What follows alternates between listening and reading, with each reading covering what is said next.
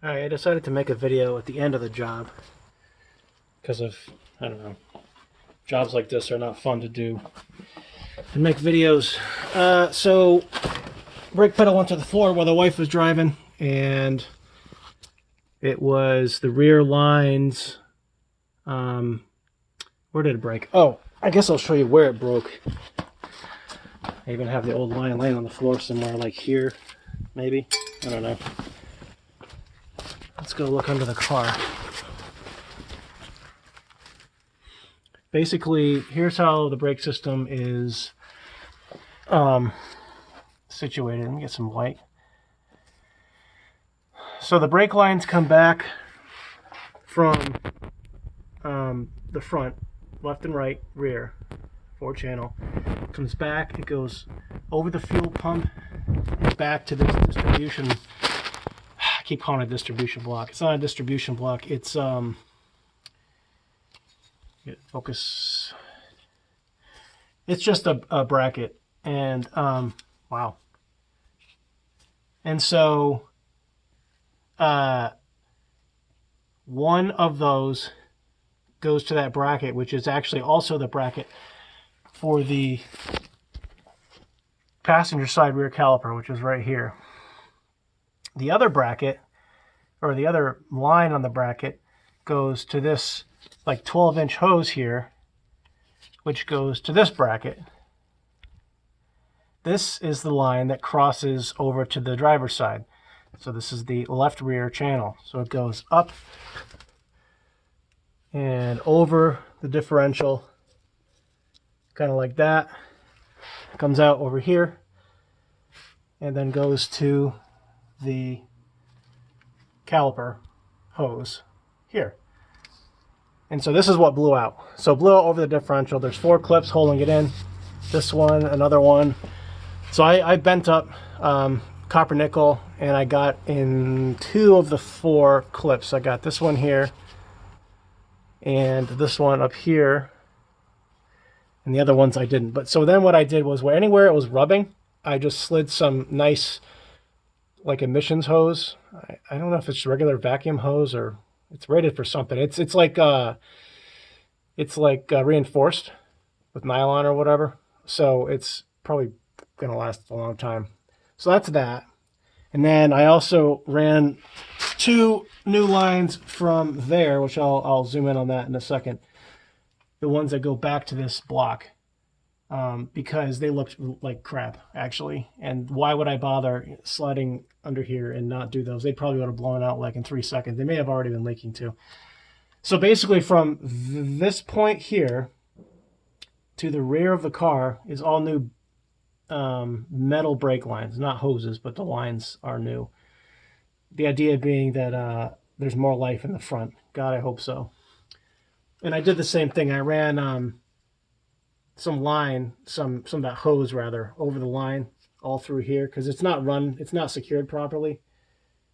Because I'd have to take that fuel filter out, and to do that I'd have to disconnect it, and I'm not bothering with any of this stuff. You touch stuff and you just make more work for yourself. So that's got plenty of protective hose on it.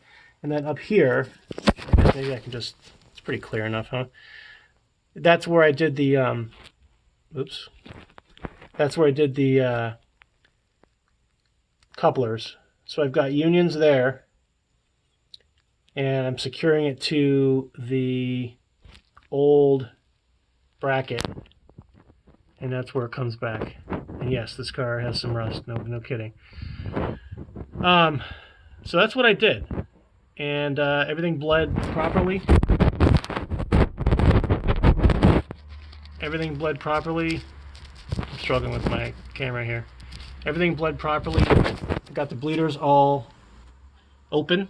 The fronts were a struggle because they have no rubber caps on them. In fact, I guess I'll just show you.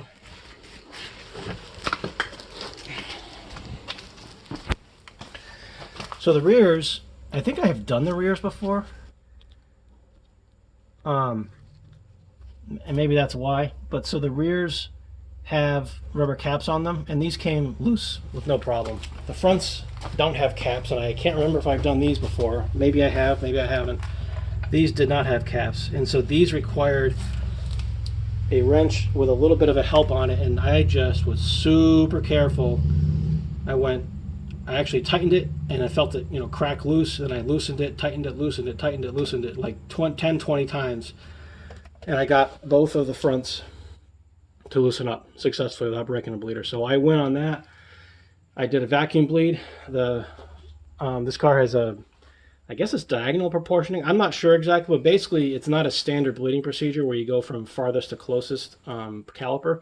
On this car, you go right rear, left front, left rear, right front.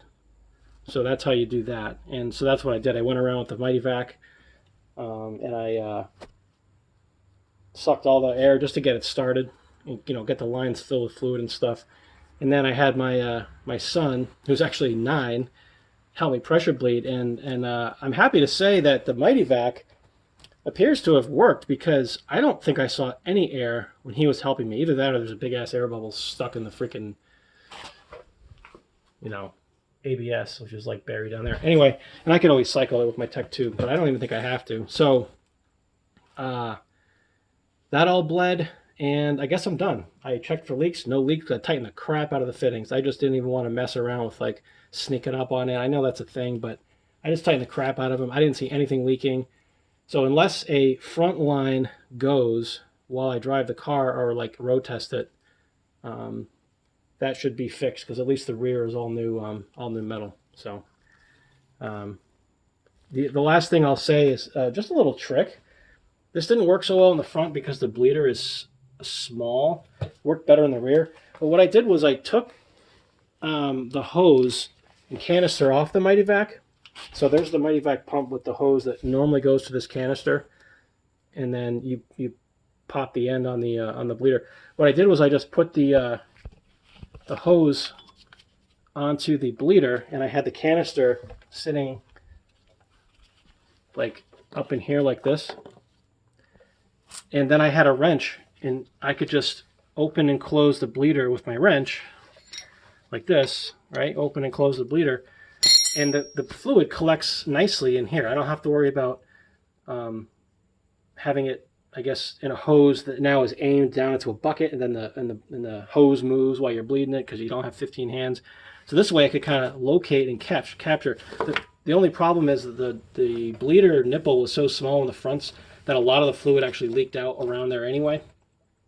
It still captured quite a bit in the canister. I mean, I must have filled this half, 3/4 way, even though it was leaking.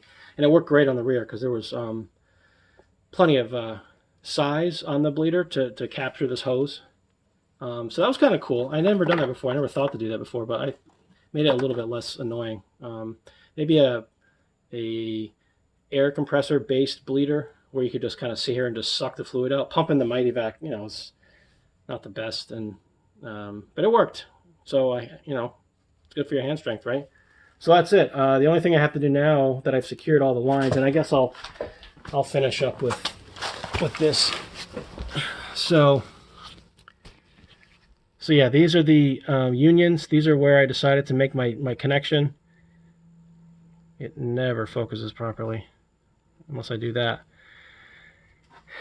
And I just decided to break it here because the lines are kind of clean here. I mean, it gets crappy up there, so I'm hoping that I don't have any problems soon.